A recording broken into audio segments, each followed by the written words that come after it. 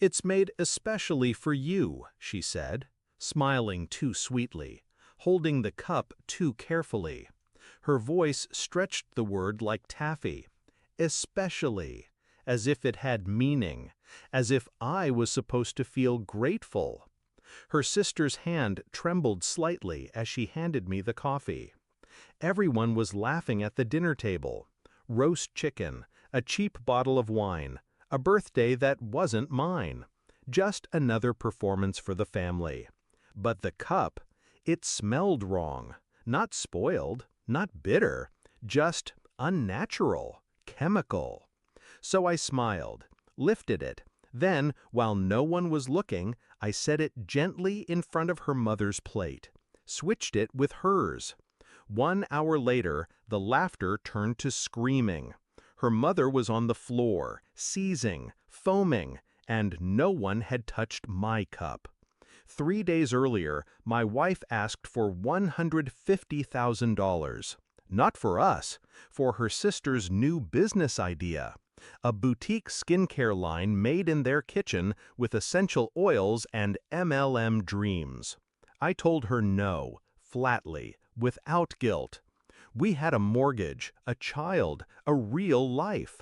She didn't argue, not the way she usually did, just nodded and walked out of the room. That should have scared me. Instead, I told myself it was over. But then came the family dinner, the forced smiles, the coffee, the way her sister leaned in and whispered, "You're going to love it." The deliberate way they watched me lift the cup. It wasn't just caffeine, it was a message. They thought I was stupid. They thought I wouldn't notice. I played my part, called 911, held the mother's head, screamed like the rest of them. She survived. Barely. The hospital said her system showed signs of poisoning, a rare compound used in low-grade sedatives.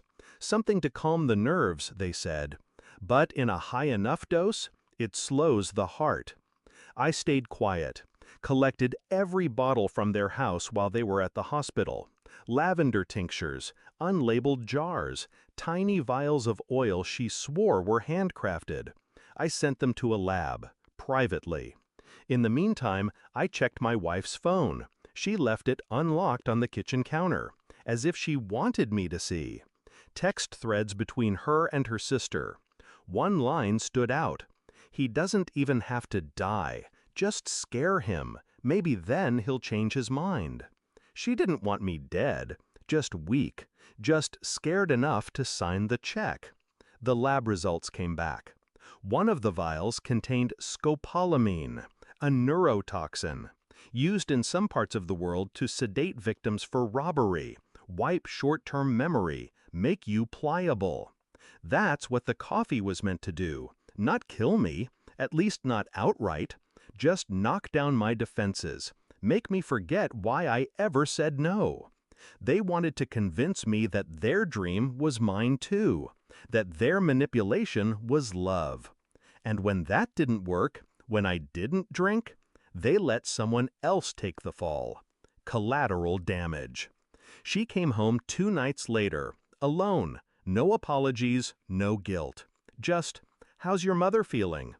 I stared at her for a long time, then slid a manila envelope across the table.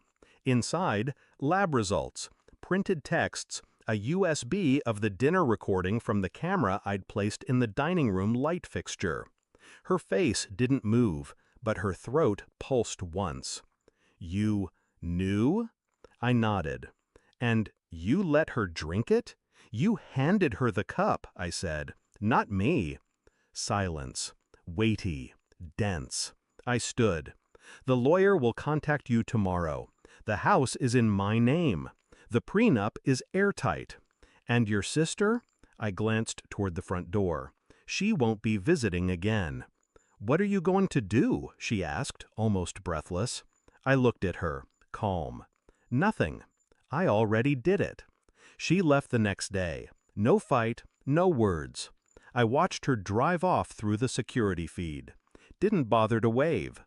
The footage of the coffee handoff went anonymously to her mother, who still hasn't returned her calls.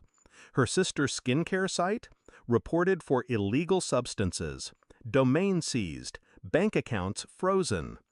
I never touched her, never raised my voice, and now she can't even speak my name in her own family without them flinching. I sleep with the windows open now. The house feels quieter, safer. She thought I was too cold to love properly. She was right, but she forgot cold doesn't mean weak. She dosed the wrong man and learned the hard way what poison really tastes like.